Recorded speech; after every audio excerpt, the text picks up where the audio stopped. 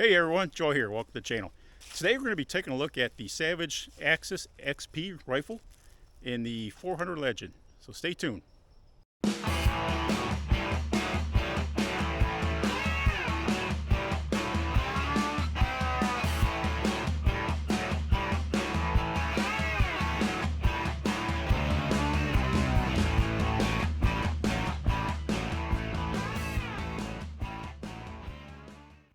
So yeah, this is the new Savage I just picked up, and I'm going to be shooting it for the first time today.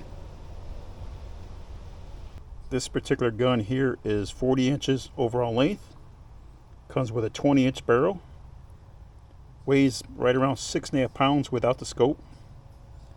The magazine holds 3 rounds, and I bought this as a combo package which comes with a bore-sighted Weaver scope. First impressions, not bad.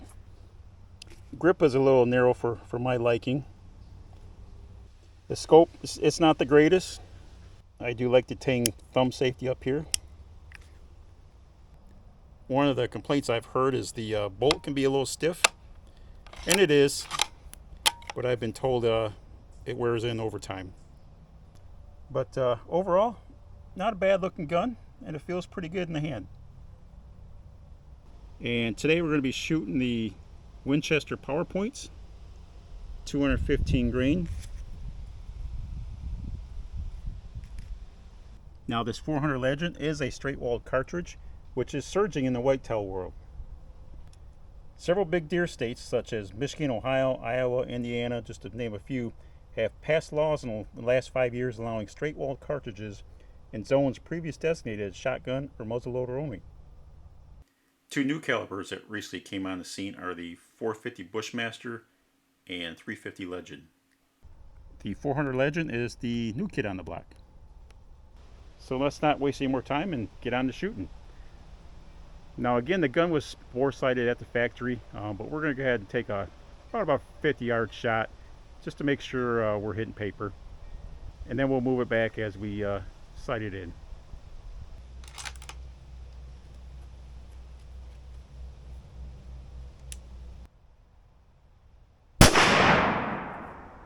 First impressions, trigger's a little heavy on it, but really didn't kick too much. Well, Savage claims to bore sight this gun at the factory. Here's what I was aiming at. Here's where it hit. So far, not too impressed, Savage. Well, I checked the mounts before I shot this thing, and everything was tight. There's really no adjustments there. So I guess we'll just try to dial it in and see what happens. Well, 144 clicks there and 48 there. Let's see what happens.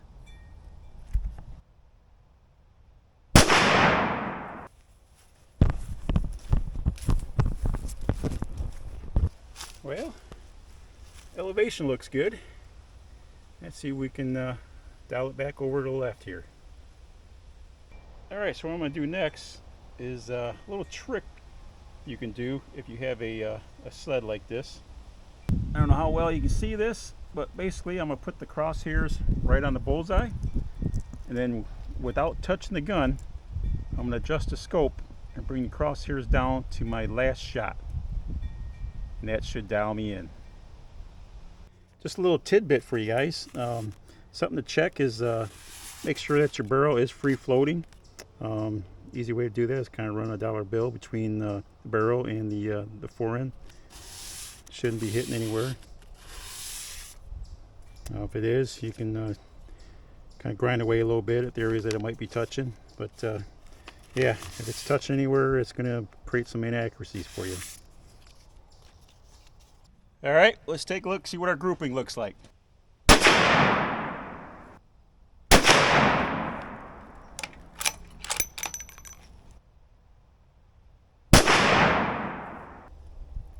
All right, not too bad. If you look at the ballistics table on the box shells here, 50 yards, you want to be about 1.2 inches above. which puts you right at 0 at 150. So I'll dial in a little bit, move it over to the left, but should be pretty good right there.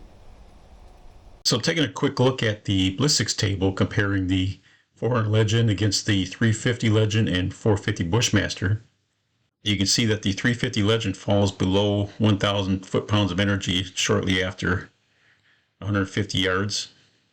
The 400 Legend and 450 Bushmaster maintain their energy well into the 200-yard range. And if you notice, the knockdown power of the 400 Legend and 450 are very similar. Only 416 out of the muzzle for the 400 and 2570 for the 450. And then all the way out to the 200-yard range, you have 1132 for the 400 Legend and 1136 for the 450 Bushmaster. So the 400 Legend is very comparable in ballistics with the much less recoil. Alright, before I get in the next round of shooting, I'm going to let the gun cool down a little bit. But just kind of look at this magazine. I'm not really overly impressed with it. Seems a little difficult to load the cartridges, especially the second one here. Just doesn't seem to want to go in as smoothly as it should. You can see the bottom cartridge kind of gets pressed down. A little more challenging than it should be. You see what it does there. So, but you can get it. So I went ahead and backed up and took a 150-yard shot, and not too bad. Shot a little to the left, which I was expecting. I had a pretty good crosswind from right to left. Shot a little higher than I expected, but I'll take a few more here after this and see if I need to dial things in a little closer. Overall, I'm pretty happy, and that's a dead deer in my book. So yeah, what do I think? I tell you, for the price, it's hard to be beat. You know, I paid at the time of this video $379 for the rifle and the scope combination.